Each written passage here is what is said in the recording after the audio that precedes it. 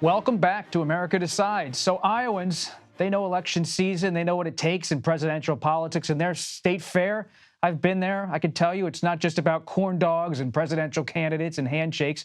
It's really an opportunity to make your mark in the presidential race.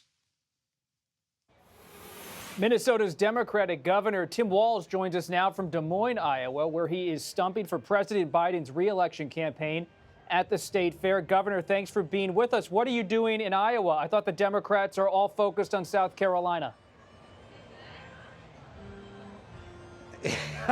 No, I'm down here. Well, it's obviously one of the two best state fairs in America, along with Minnesota. But down here to make the case that the Biden-Harris administration, certainly in Minnesota, has delivered on everything from broadband to education to health care expansion. And I think it's important for us to be here in a really important Midwestern state, our southern neighbor, making the case that these policies are improving people's lives. And I think Americans are going to get a choice here in about 17 months of either going backwards or moving forward with policies that enhance their lives. Iowa's been trending to the right in some respects in recent years. Do you believe Democrats can be competitive there in 2024? Oh, absolutely. I said same with Minnesota. I think this is a purple state. Certainly always going to be hard. We spent time with state senators, the party chair. But let's be very clear. The results this week in Ohio, and the governor and the legislator here are moving on a ridiculous ban on women's reproductive freedoms and personal choices is going to be a central issue of this campaign, too. So that, coupled with a really great economic policies coming out of the Biden-Harris administration, Iowa's definitely in play. And be very clear to the Republicans, there is no path to the White House if they don't win Iowa. So we plan on playing here. But what would you say, Governor, to Iowans who look at the Democrats' decision to move away from the Iowa caucuses and think that Democrats aren't paying as much attention as they used to Iowa? What's your answer to that concern if you ever hear it on the trail? Yeah, look, I wanted Minnesota to be a first caucus state, but it's a decision we made. We're a national party. We know we've become more diverse. I think Michigan and South Carolina are great choices. I personally wish we'd have stayed in Iowa, but look, all the states that aren't first really matter. We've got to win Wisconsin. We've got to win Minnesota. We've got to win Pennsylvania. So it doesn't change the calculus that much. And I think you go to a primary where you get folks higher participation numbers, because be very sure about this. Donald Trump will be the Republican nominee, and we will vote. So I think, again, Iowa's in play, just like Minnesota. While we're not a first state, we're an important state. And the blue wall that's being reestablished across the northern part of the country needs to include Iowa. You say it would be your personal preference to have Iowa go first. Do you believe next time around in 2028 the Democrats should think about, if not starting in Iowa, starting somewhere in the Midwest?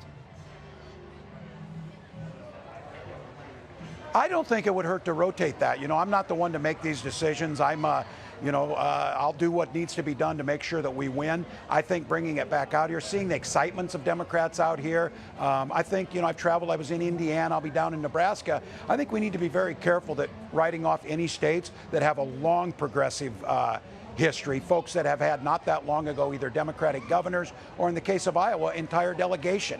So I think the idea of rotating through these states is something that I've kind of advocated for. So I hope we get to 2028, we're back here. One way or another, we're going to be campaigning in Iowa. We're going to be making the case because, again, this extreme agenda is not going to be echoed down there. They're down there debating whether slavery had a value to it. We're talking about creating jobs and feeding children. So we'll be in Iowa. Whether it's first or whether it's 10th, we're still going to be competing. You're there as so many Republican presidential contenders are coming to the state, coming to the Iowa State Fair. When you assess the field beyond former President Trump, how do you see the leading rivals for Trump, and what are Democrats going to do to prepare for them should they be the nominee? Well, look, they're all basically saying the same thing. They're too fearful of President Trump. They won't say anything that should clearly be stated. He will be their nominee, but there's not an inch of difference between most of them. Governor DeSantis is now on to Shakespeare. I don't know, tomorrow it's flip-flops. Who knows? Just ridiculous things that they get obsessed with. It won't make any difference. I think our focus on this is voter turnout, voter engagement, and then telling the positive story of the Biden-Harris administration. Look, Minnesota's got the lowest lowest unemployment rate and some of the best growth that we've seen in decades. And it's because of the policies coming out of a really difficult economic hand that was dealt coming out of the Trump failed presidency. We're going to be there. So I tell folks, don't worry about what they're doing. Stay in our lane, mind our business. We'll get the president reelected. What about President Biden's reelection chances? Obviously, he's the front runner. He's facing Robert F. Kennedy Jr. at this point. But one of your own Minnesota Democratic colleagues, Congressman Dean Phillips of Minnesota, is thinking about a run for president. Have you talked to Congressman Phillips? And have you expressed any concern about his exploration of a bid?